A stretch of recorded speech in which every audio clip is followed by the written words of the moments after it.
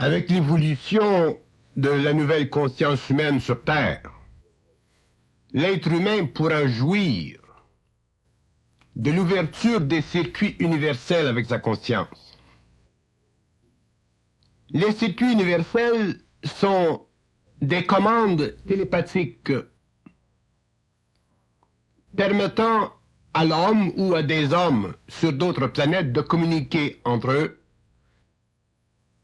par voie de la conversation à un niveau supérieur de conscience, mettant en action des facultés jusqu'ici fermées, cachées, facultés qui font partie de l'activité électrique du cerveau éthérique de l'homme.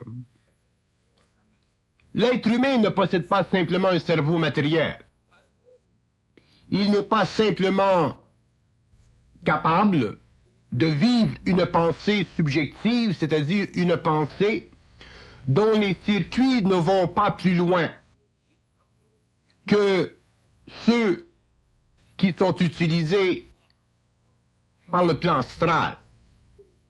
L'homme a nettement la capacité de communiquer sur les circuits universels, c'est-à-dire qu'il a la capacité d'entrer en communication télépathique au-delà du plan astral, c'est-à-dire avec les mondes du mental, de la lumière. Ces mondes qui font partie de l'organisation cosmique, des univers locaux et des univers beaucoup plus vastes que nous retrouvons au-delà de notre système solaire.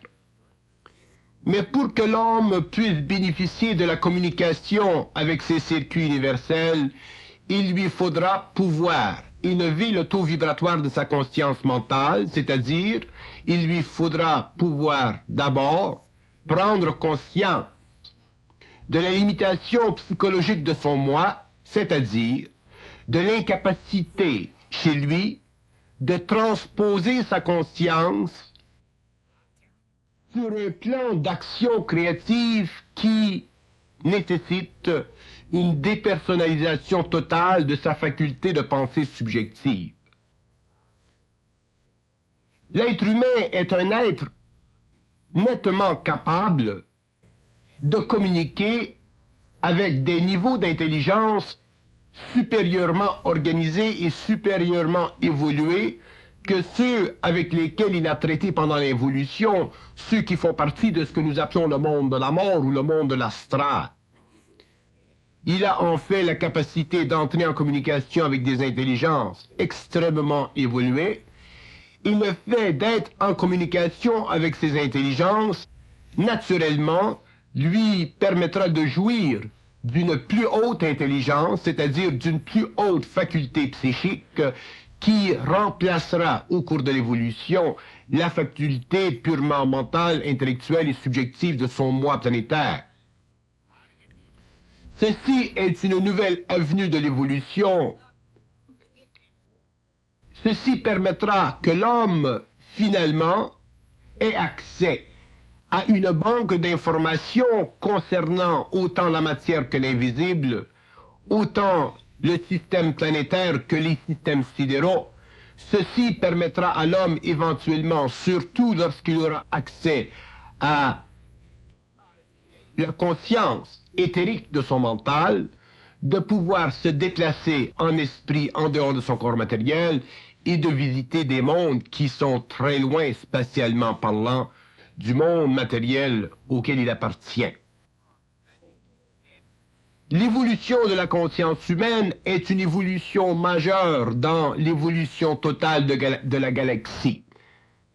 Elle est majeure parce que elle promet que l'être humain éventuellement pourra, avec très grande facilité, participer à l'activité créative des mondes supérieurement organisés et ainsi bénéficier sur sa planète de cette activité créative. Mais le prix, naturellement, sera très lourd parce que l'homme se verra obligé de transcender sa nature humaine, c'est-à-dire de dépersonnaliser complètement la réserve d'informations à laquelle il a accès et qui fait partie de l'organisation planétaire de sa mémoire égoïque. L'être humain de la prochaine évolution découvrira à un certain point de son évolution la grandeur systémique de la création des mondes créés, des univers en évolution. Et cette réalisation lui apportera une très grande joie dans le mental, c'est-à-dire, finalement, une réalisation que la vie est très vaste, que le mental de l'homme est très vaste, et alors que la conscience humaine aussi est très vaste. C'est cette réalisation qui, enfin, permettra à l'homme de commencer réellement à étudier les lois occultes de l'univers, les lois cachées de l'univers.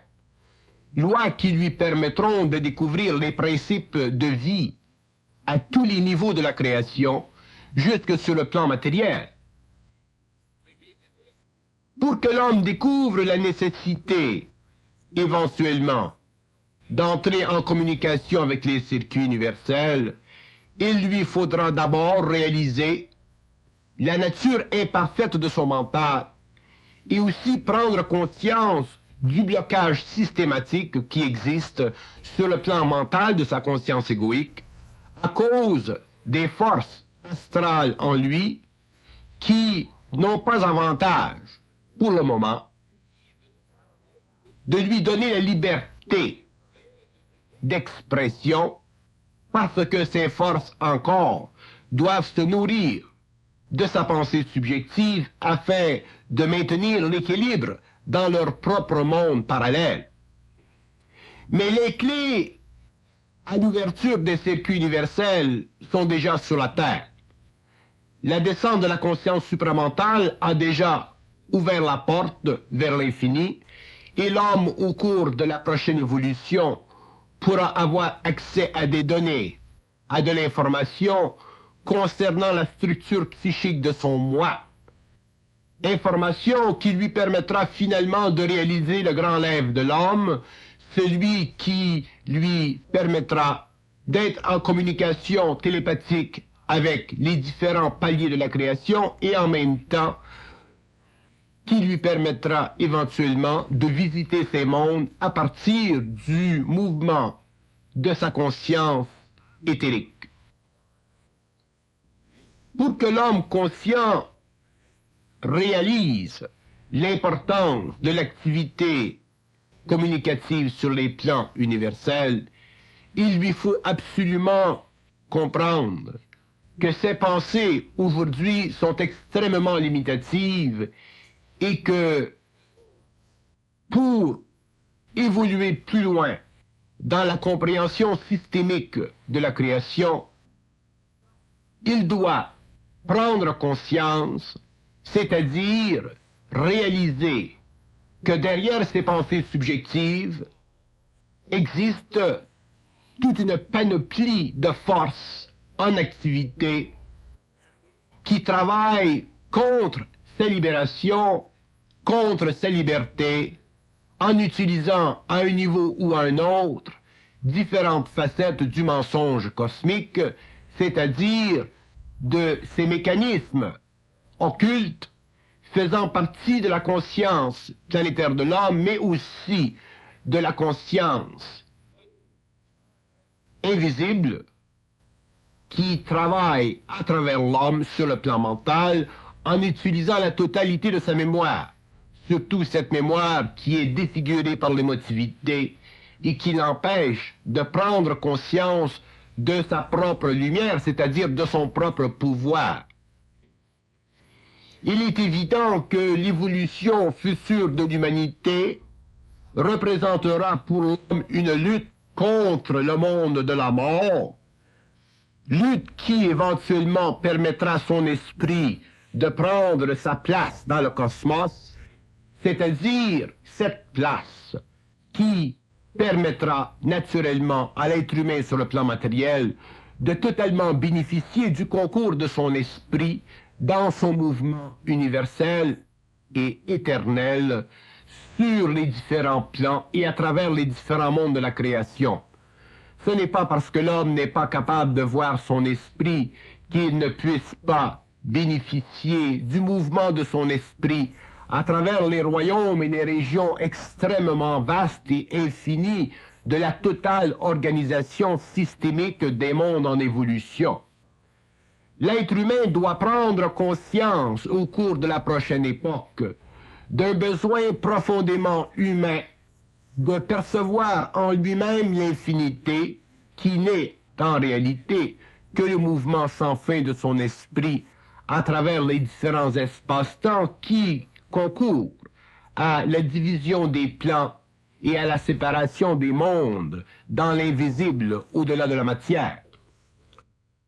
Lorsqu'un être humain se demande une question ou demande une question à son esprit, à son double, il doit recevoir une réponse. Autrement dit, le double n'empêchera jamais l'être humain de recevoir une réponse. Au contraire, que cette réponse soit conditionnée par le double dans ce sens que le double en limite les fusions, c'est normal parce que l'être humain, à cause de sa nature émotive, ne doit pas savoir au-delà de ce qu'il peut supporter de savoir.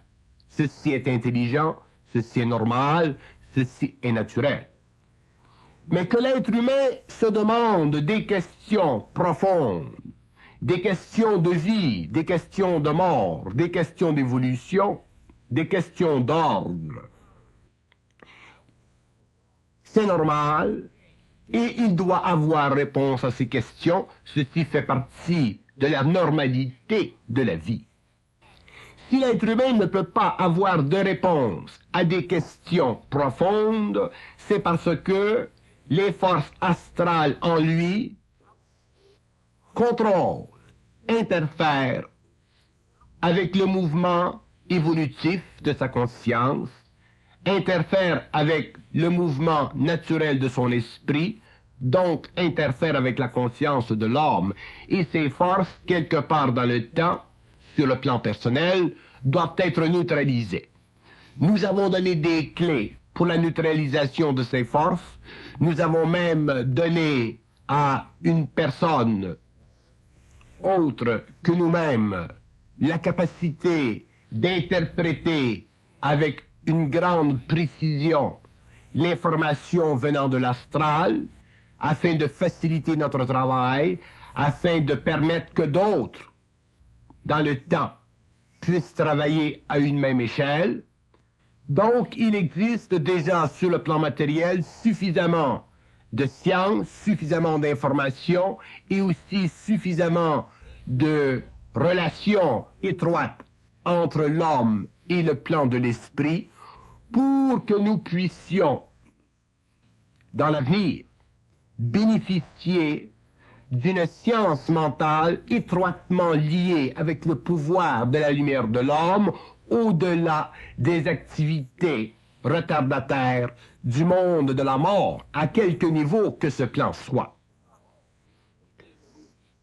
La communication de l'homme avec les circuits universels est essentielle à la survie de l'humanité. Elle est essentielle à l'évolution de l'homme, elle est essentielle à la descente sur la Terre d'une science cosmique, elle est essentielle au contact de l'homme avec des intelligences telles que lui qui évoluent dans d'autres plans et dans d'autres mondes de la galaxie. Autrement dit, elle est essentielle à l'évolution de la totalité des systèmes, puisque tous les systèmes sont intégralement reliés les uns aux autres.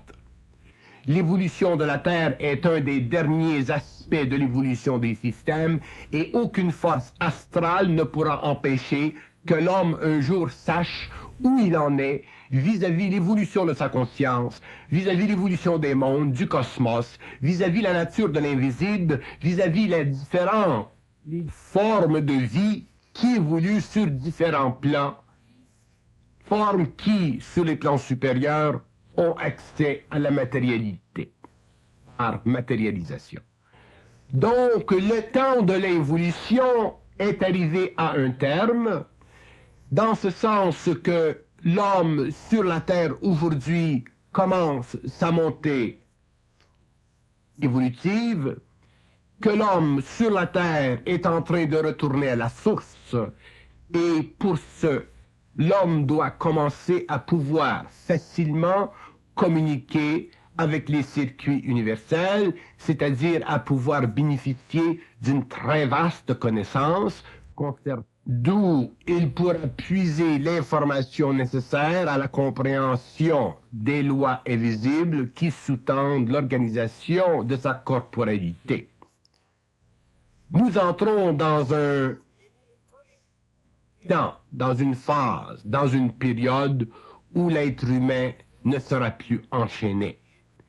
Mais là où l'être humain est enchaîné, c'est dans son mental. Donc, c'est dans le mental de l'homme que doivent se faire les premiers travaux pour qu'il puisse se reconstituer une totalité, pour qu'il puisse découvrir son réel personnage et finalement commencer à progresser sur les sentiers de l'évolution, sentiers qui l'amèneront très loin dans le temps et aussi qui lui permettront de découvrir au cours de cette vie que la nature de la vie est réellement extraordinaire et qu'elle dépasse de plusieurs lieux la moindre ou la plus osée des science-fiction.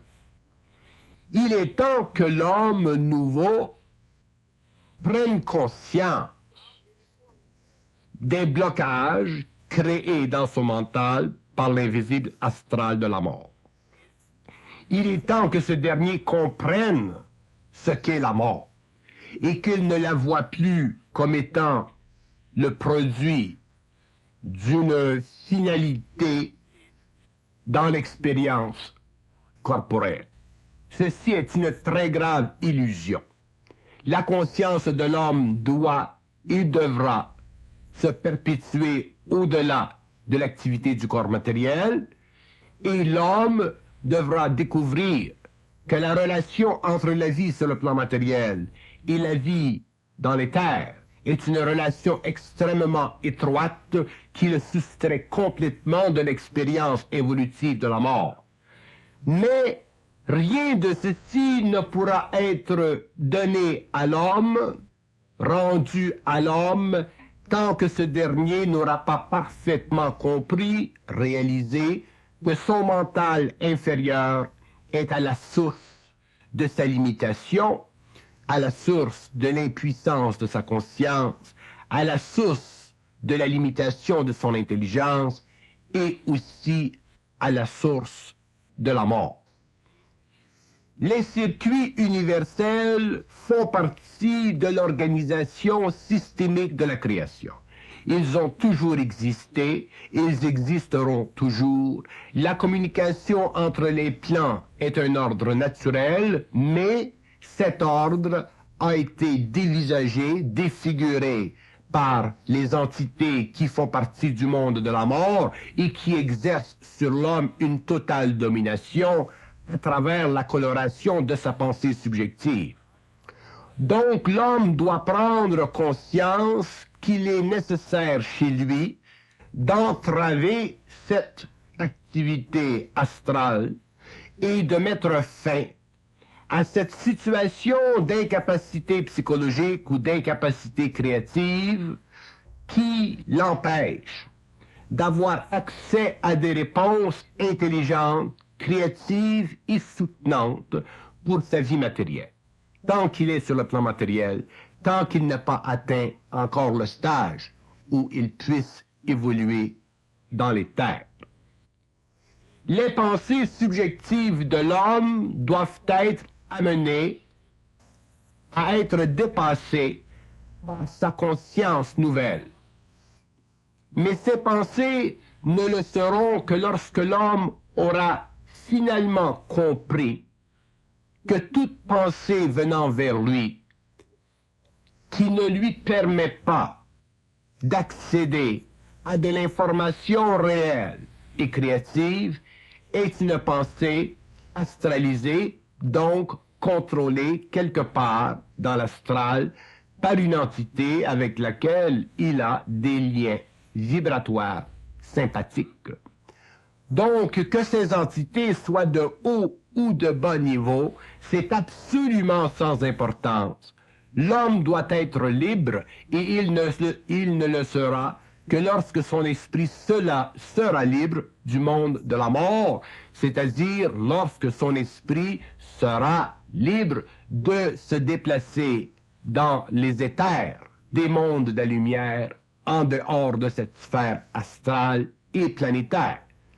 Mais pour ce, il faut que l'homme prenne en main sa propre condition, qu'il évalue sa propre situation, qu'il regarde de très près ses pensées et qu'il aussi puisse mesurer pourquoi et jusqu'à quel point il lui est impossible de recevoir de l'information intelligente qu'il peut facilement évaluer par vibration afin de comprendre la vie et savoir où il s'en va dans la vie. Mais l'homme a été tellement conditionné par le passé, il possède une mémoire subjective tellement vaste et tellement colorée qu'il n'est pas évident pour lui qu'il a accès à de l'information qui transcende les sphères astrales de l'évolution. Il n'est pas évident à l'ego qu'il a accès à de l'information telle que la simple révélation, que le simple mouvement de cette information vers lui ferait déjà de lui un être intelligent. Nous affirmons aujourd'hui que le phénomène de l'intelligence, ou la nature de l'intelligence, ou la réalité de l'intelligence, chez l'être humain conscient, est simplement un mouvement d'énergie de son esprit à travers les plans éthériques de la lumière dans les plans ou dans les mondes mentaux. Autrement dit, nous affirmons aujourd'hui que le phénomène d'être intelligent représente, réfléchit la liberté qu'a l'esprit de se dissocier, de se séparer de l'astral évolutif. Ni plus et ni moins. Mais il existe des conditions d'ordre émotif, d'ordre mental, d'ordre énergétique, qui font que l'homme, dans un temps, ne peut pas subir, à cause de son émotivité, à cause de sa mémoire, cette grande descente d'énergie en lui qui ferait de lui, s'il n'était pas préparé, un être incapable d'en supporter la puissance, la décharge. Donc, il y a le temps.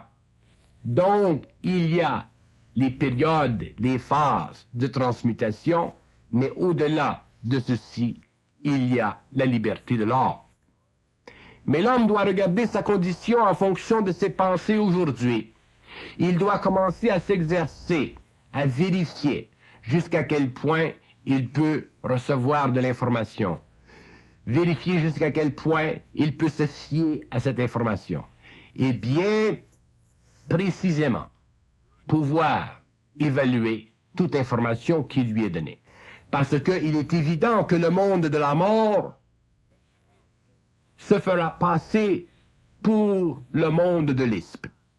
Il est évident que des entités dans le monde de la mort laisseront croire à l'homme qui débute naïvement dans la communication télépathique que ces mêmes intelligences sont ou représentent son double, son esprit, sa réalité dans les mondes de la lumière. Et l'homme doit pouvoir voir à travers ce jeu. Rien, personne ne peut le faire pour lui. Il ne peut qu'utiliser les outils qui lui sont donnés aujourd'hui de par l'instruction de la conscience supramentale afin de se protéger parfaitement contre les subtils voiles du mensonge cosmique dont ces intelligences, ces entités sont maîtres dans l'utilisation depuis des millénaires. L'évolution de la conscience supramentale sur la Terre permettra à l'homme de réaliser que la conscience est en fait une dimension, elle n'est pas simplement un état. Et lorsqu'il aura réalisé que la conscience est une dimension, il commencera lentement à vivre dans cette dimension.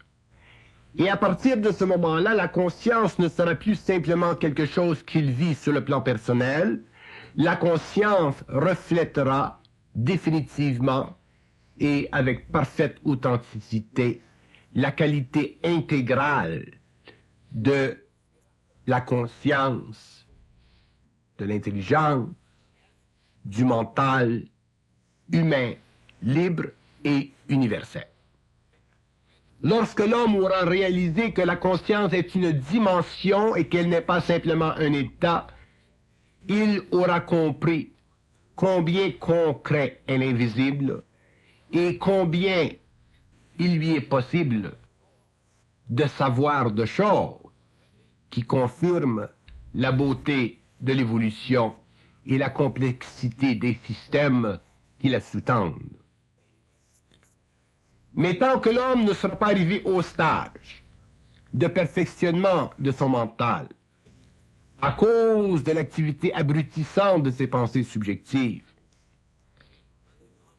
il ne pourra pas bénéficier de ce qu'il sait en esprit, de ce qu'il est en esprit et de ce qu'il peut faire en esprit. Donc, il ne pourra pas bénéficier sur le plan humain de la mobilité de sa conscience, c'est-à-dire de la capacité de sa conscience de se décorporaliser pour entrer en mouvement dans des mondes parallèles où existent de fantastiques niveaux d'évolution, de vie et de civilisation. Il est très important pour l'être humain de comprendre et de saisir objectivement ces paroles, parce que ces paroles ne viennent pas de l'homme, elles viennent de l'esprit de l'homme.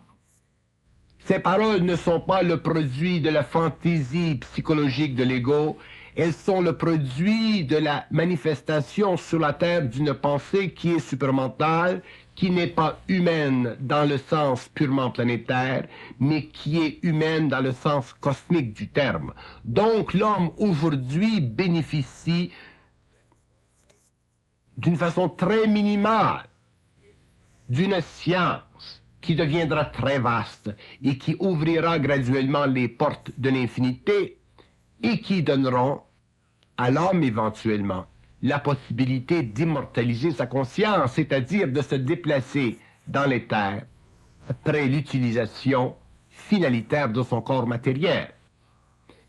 Mais tant que l'homme n'aura pas compris la nature de ses pensées et qu'il n'aura pas dépassé la congestion qu'elle crée dans son mental, il ne pourra pas bénéficier des circuits universels, c'est-à-dire qu'il ne pourra pas bénéficier du mouvement de son esprit dans des mondes qui représentent pour lui l'expérience, la science, la maîtrise et la conscience pure. Une fois que l'homme vivra un mental épuré, son esprit, dans son propre temps, sera libre d'ouvrir les portes de sa conscience. Et lorsque l'esprit de l'homme ouvre les portes de la conscience de l'homme, l'homme vit sur le plan de son expérience, de son état mental, une pénétration dans les mondes et les plans parallèles. Lorsque l'esprit ouvre à l'homme les portes de sa conscience, l'homme voit, l'homme pénètre, l'homme rencontre, et l'homme se dissocie totalement de l'ignorance infâme de l'involution, et il commence à comprendre l'infinité de la vie, c'est-à-dire les mystères qui ont toujours été pour lui la porte close qu'il croyait découvrir ou pouvoir découvrir au-delà de la vie matérielle. Mais ceci est une illusion, parce que même dans le monde de la mort, les intelligences, les entités sont incapables de savoir. Elles sont obligées d'évoluer selon une programmation qui fait partie du pouvoir des forces de l'involution sur leur état. Donc même les entités dans le monde de la mort sont englobées par les lois de ce monde. Ils ne peuvent et ne pourront jamais s'en sortir que lorsqu'ils seront déterminés à rejoindre la matière pour fusionner avec leur propre lumière au cours de l'évolution. Donc l'homme aujourd'hui est dans une situation favorable, il est dans une situation ascendante, il a la capacité finalement de s'instruire de lui-même, de s'instruire de son esprit selon le niveau d'évolution de son propre esprit. Mais l'esprit de l'homme ne peut rien contre le monde de la mort parce que l'homme est un être angoissé. L'homme est un être qui vit la crainte. L'homme est un être qui vit constamment une réaction vis-à-vis son esprit à cause de la manipulation de ses énergies à travers le mental et l'émotion à partir de cette sphère astrale qui est la mort.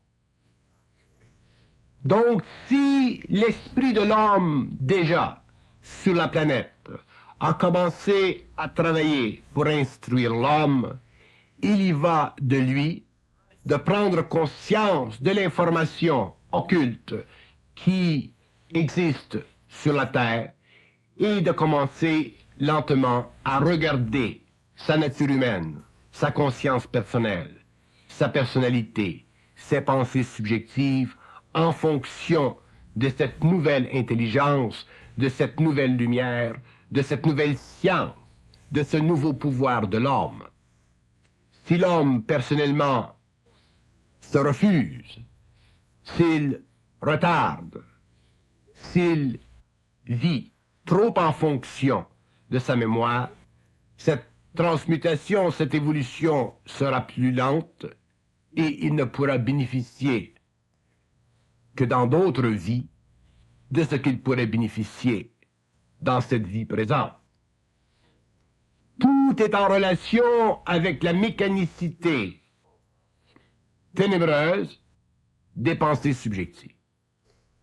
Et une des choses que l'homme nouveau devra apprendre, c'est celle-là qui lui permettra de contraster son intelligence réelle avec son intelligence subjective, de contraster son intelligence créative contre son intelligence purement réflexive et subjective. Et lorsqu'il aura pris de l'expérience, lorsqu'il se sera graduellement limité dans cette timidité, lorsqu'il aura pris de plus en plus d'espace à l'intérieur de sa propre réalité, il verra que le jeu est très simple, mais que le jeu aussi est très étroit, et qu'il sera obligé de se méfier constamment jusqu'au jour où il sera absolument certain de ce qu'il sait, de ce qu'il dit, de ce qu'il est et de ce qu'il sera. La mort utilise les habitudes de pensée, les courants de pensée, pour garder l'homme dans l'impuissance, pour le forcer à toujours retourner d'une façon référentielle, intuitive, à sa programmation mémorielle. La mort retourne toujours l'homme à la mémoire. La mort utilise toujours la mémoire. Et les habitudes de l'homme sont les traces utilisées par la mort pour le garder en relation étroite avec cette mémoire qui est mécanique, planétaire, évolutive, retardataire et qui bloque le mouvement de son esprit à travers son ego, sa lentille. L'homme apprendra à se méfier totalement de ce que l'on dit, totalement de ce qui est dit dans le monde, totalement de ce qui est rapporté dans le monde. Il sera obligé de ne vérifier sa connaissance, son savoir, qui est universel, que par lui-même et en relation avec d'autres qui, comme lui-même, ont atteint un niveau d'évolution de mental supérieur afin de faire descendre sur le plan matériel une science créative de l'invisible. Donc, l'homme doit apprendre à se libérer de ses attitudes et de ses habitudes mécaniques qui font de ses pensées un jeu pour les entités dans l'invisible. Et ces entités utiliseront ce jeu jusqu'à la dernière minute. Elles feront tout pour empêcher que l'homme sache, parce que il y va de la domination de son esprit et de l'empêchement sur la terre que l'homme un jour soit suffisamment libre pour traiter lui-même de son évolution. Et ceci, sur le plan personnel, c'est très grave, c'est très sérieux, parce qu'il y va de la vie de l'homme, il y va de la vie de l'individu, il y va de son bonheur, de sa joie, de la plénitude de sa vie. Et l'homme doit connaître une vie pleine, c'est-à-dire une vie qui n'est jamais interférée, entachée par l'activité subliminale des plans astraux de sa conscience subjective. Si l'homme aujourd'hui ne peut pas sentir qu'il est parfaitement bien dans sa peau, qu'il est parfaitement bien dans la vie, et que la vie et lui sont étroitement en union, c'est parce qu'il y a en lui de la pollution quelconque, et il doit se donner, se créer la tâche d'investiguer la source de cette pollution, d'en comprendre pourquoi, et de réaliser les mécanismes qui rendent cette pollution insupportable à sa conscience sensible et intelligente. Le monde de la mort n'est pas simplement un monde qui évolue en dehors de l'expérience de l'homme. Le monde de la mort est un monde qui évolue par rapport à l'expérience de l'homme. Donc, il évolue par rapport à l'activité mentale et émotive de l'homme. Et l'homme doit prendre conscience sérieusement de cette condition, parce que c'est à partir de cette étude profonde de lui-même qu'il comprendra finalement les blocages qui ont été exercés pendant sa vie et qu'il pourra finalement se libérer de ces blocages pour pouvoir commencer à vivre une vie libre qui l'amènera éventuellement à constater que l'invisible éthérique est plus près de la terre qu'il ne le croit et que ce même invisible fait partie du monde ou des mondes qu'il devra un jour visiter dans le but de faire connaître à l'homme de la terre une science nouvelle qui donnera en retour à l'évolution de notre planète une très grande expansion. Le concept de la conscience supramentale est un concept nécessaire pour nous permettre de comprendre les aspects fondamentaux de la vie.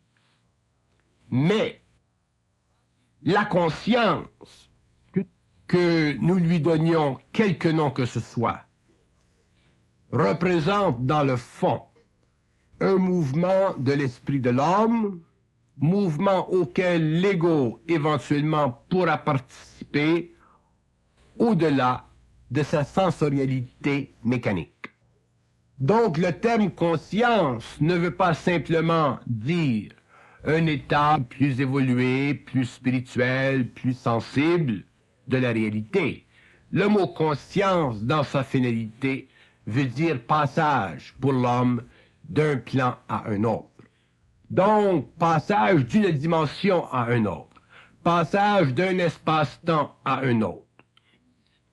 Et ceux qui vivent sur le plan simplement de la conscience psychique, ceux qui vivent simplement sur le plan de la conscience réflexive, ne connaissent pas ce que veut dire conscience réellement. Ils n'ont pas d'idée de l'aspect concret de la conscience. Ils ne réalisent pas profondément que conscience veut dire mouvement de l'homme à travers les sphères de la création, que ces sphères soient matérielles ou qu'elles soient invisibles. Et le tout de cette conscience est directement relié au blocage psychologique créé par ses pensées subjectives. Donc l'homme doit aujourd'hui commencer à évaluer ses pensées, commencer à contester ses pensées, commencer à forcer l'astral à rebrousser chemin.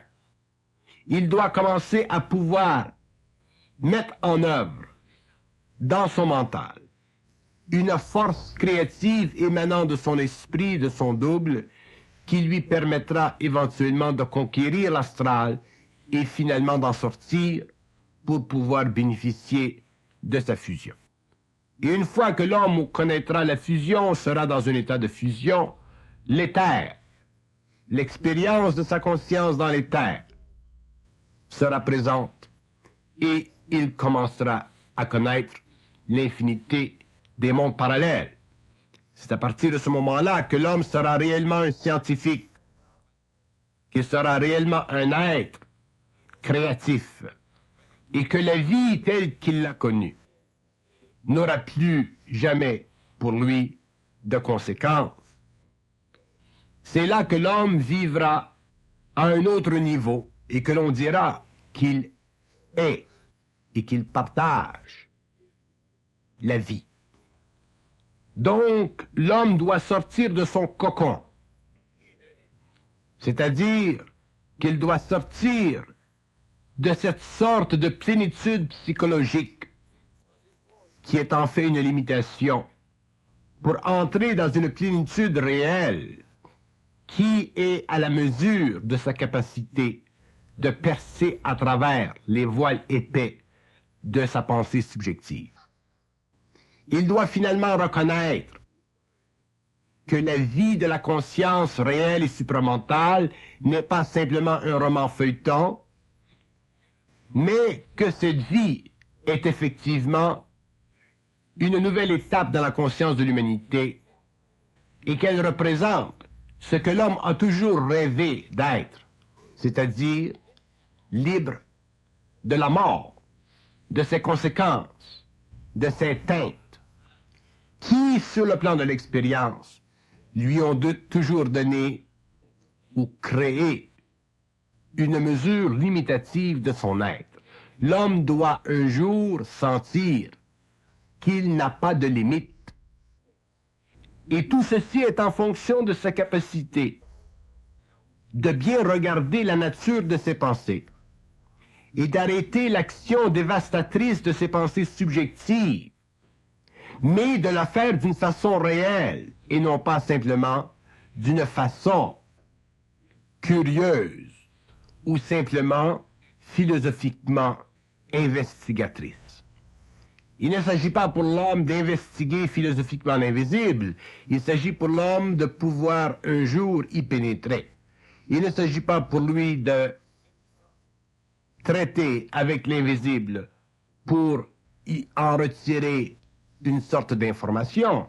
Il s'agit pour lui d'arrêter, de mettre un frein à l'activité de l'invisible astral dans sa conscience pour qu'il puisse ensuite bénéficier d'une expansion de conscience, c'est-à-dire d'un mouvement plus régularisé de son esprit avec son ego, mouvement que l'on appellera alors la fusion de sa conscience. Elle est là la destinée de l'homme individuel, et elle sera là demain au cours de la 7e race racine, la destinée de l'humanité. Ceci fait partie des choses qui doivent prendre place dans notre système solaire. Autrement dit, aujourd'hui, nous essayons